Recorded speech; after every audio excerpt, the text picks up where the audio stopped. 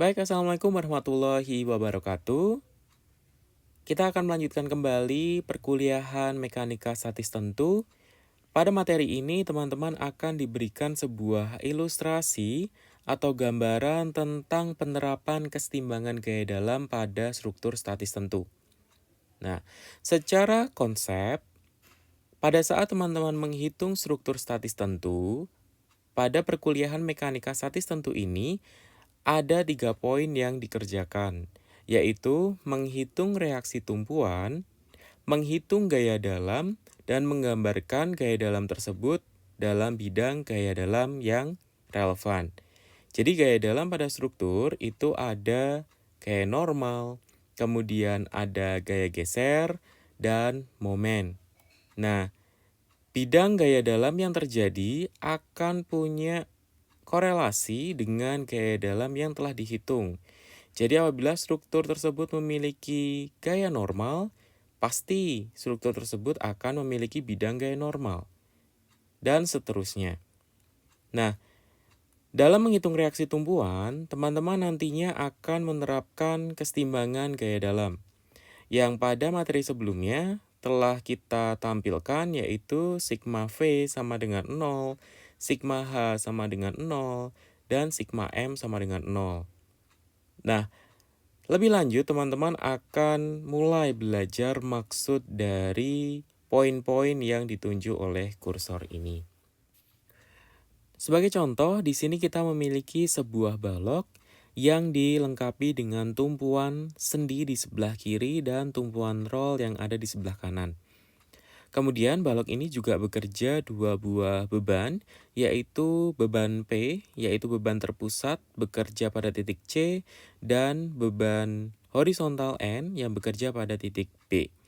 Nah, kemudian juga kita dapat lengkapi informasi dari titik-titik penting pada struktur ini, yaitu seperti pada tumpuan sebelah kiri, di sini kita berikan notasi A, tumpuan kanan kasih notasi B, dan titik bekerjanya beban P, titik C.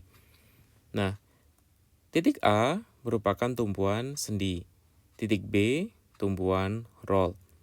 Kita pada materi sebelumnya sudah belajar terkait karakter dari masing-masing tumpuan. Jadi apabila kita memiliki tumpuan sendi, maka tumpuan sendi memiliki 2 buah reaksi, yaitu reaksi arah vertikal dan reaksi arah horizontal.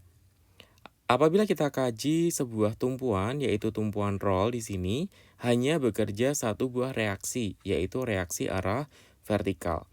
Nah, biasanya untuk reaksi arah vertikal itu diberikan notasi R. Arahnya ke atas, kita asumsikan seperti itu. Begitu pula pada titik B. Kemudian untuk reaksi arah horizontal pada tumpuan sendi di sini, kita berikan notasi H. Nah, karena tumpuan ini berada pada tumpuan A atau titik A, maka reaksi-reaksi yang terjadi kita berikan notasi A, RA, HA. Kemudian pada tumpuan roll juga berlaku sama, karena tumpuan ini diberikan notasi B, maka reaksinya diberikan notasi B. Karena reaksinya hanya satu yaitu vertikal, maka RB. Kita asumsikan reaksi arah vertikalnya ke atas, kemudian untuk horizontalnya kita asumsikan ke arah kanan. Jadi kenapa kita asumsikan demikian? Karena N-nya ini ke arah kiri, maka harus diimbangi dengan HA-nya ke arah kanan. Begitu pula dengan P. P-nya kalau bekerja ke arah bawah, maka asumsinya reaksinya pasti ke atas. Seperti itu. Nah, kita akan kembalikan kepada prinsip kesetimbangan gaya dalam. Kita mulai dari sigma V sama dengan 0. Berarti resultan gaya vertikal yang terjadi pada struktur ini sama dengan 0. Berarti P yang bekerja ke arah bawah itu akan seimbang bila dilawan dengan RA plus RB. Jadi, reaksi yang ke bawah ini akan dilawan dengan reaksi yang ke atas. Total yang ke bawah sama dengan total yang ke atas. Dalam hal ini karena yang ke bawah itu hanya P sendiri, dan yang ke atas itu adalah RA plus RB, maka P sama dengan RA plus RB. Nah, ini menunjukkan bahwa adanya kesetimbangan gaya vertikal. Kemudian sigma H sama dengan 0. Sigma H sama dengan 0. Berarti kita hanya mengkaji yang horizontal saja. Gaya yang bekerja adalah N. Akan dilawan dengan HA.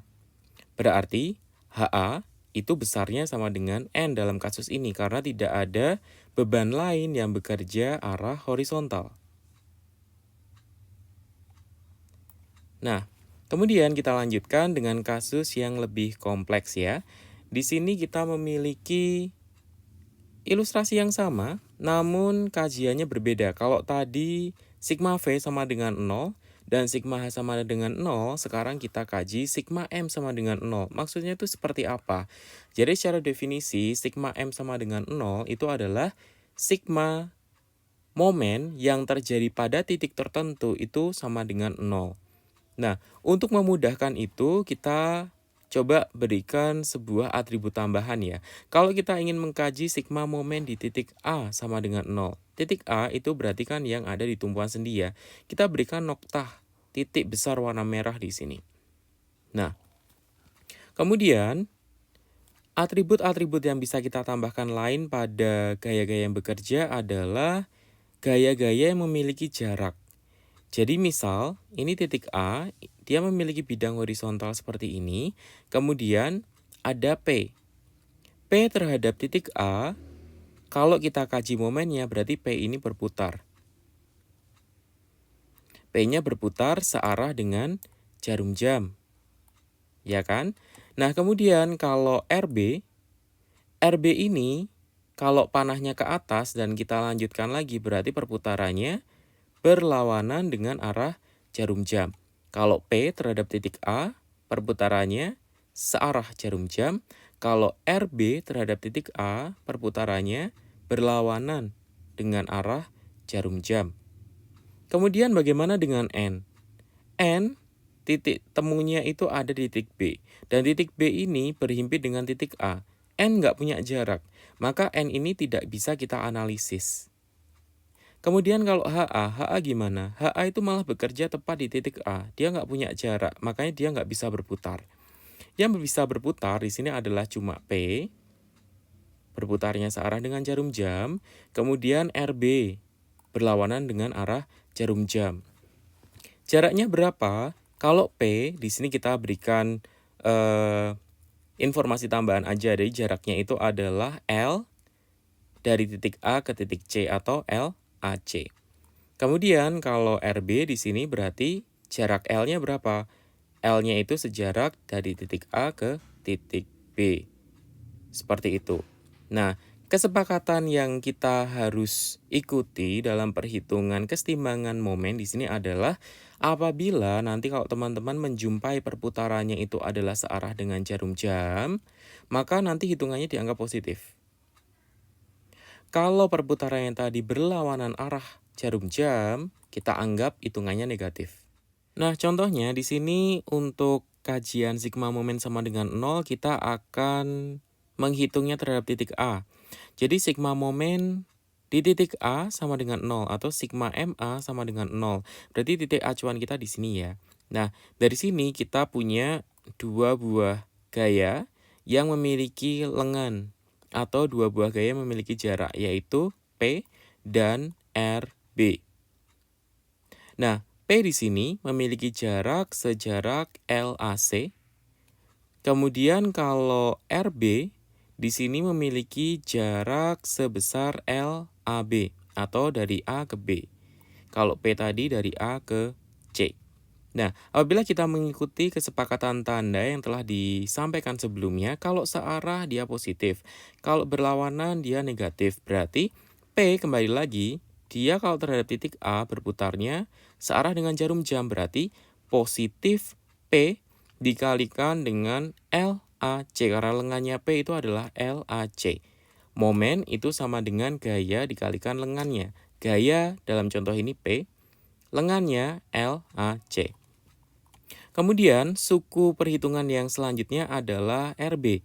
RB ini terhadap titik A berputarnya adalah berlawanan arah jarum jam. Maka dia notasinya adalah negatif, berarti negatif RB dikalikan lengannya yaitu LAB. Ada yang lain atau enggak? Nggak ada ya, berarti sama dengan 0. Dari sini kita bisa rapikan bahwa kalau kita cari biasanya itu RB. RB atau reaksi vertikal di titik B itu adalah P dikalikan LAC per LAB. Jadi tinggal pindah ruas saja seperti matematika biasa ya. Gitu ya. Jadi RB pindah ruas, kemudian sama dengan P dikalikan LAC per LAB. Nah, untuk mendalami lagi ya di sini kita punya kajian yang baru nih di titik B. Jadi sigma momen di titik B sama dengan 0. Nah, sigma momen di titik B sama dengan 0 berarti titik acuan kita beri tanda di sini noktah besar B. Nah, berarti kita ingin menginvestigasi gaya-gaya mana saja yang memiliki jarak terhadap titik B dan bagaimana perputarannya. Nah, kalau dilihat di sini berarti akan ada P. Berputarnya terhadap B seperti apa? Muternya kalau saya ilustrasikan seperti ini, berlawanan arah jarum jam. Ya kan?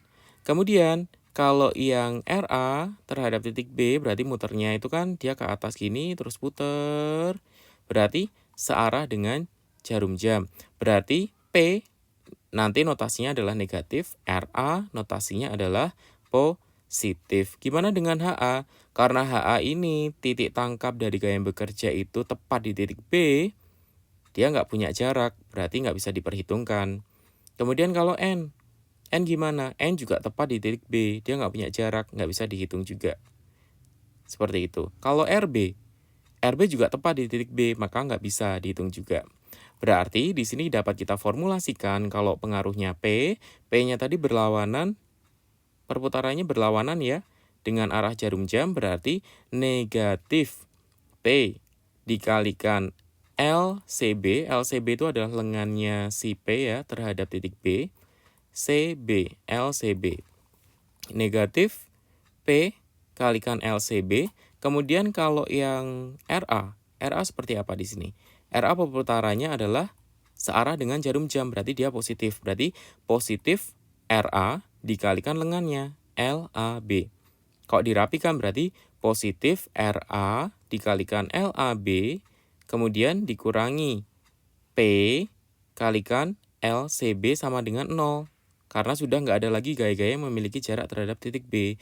Dari sini dapat kita rapikan, berarti kita menghitung siapa? Menghitung RA. RA sama dengan P dikalikan LCB per LAB. Jadi, itu sekilas perhitungan sederhana bagaimana sih menerapkan kesetimbangan gaya dalam yang meliputi sigma V sama dengan 0, sigma H sama dengan 0, dan sigma M sama dengan 0. Nanti untuk materi selanjutnya kita akan lebih spesifik lagi mengerjakan untuk menghitung ya reaksi yang terjadi, gaya dalam yang terjadi, dan menggambarkan bidang gaya dalam yang terjadi.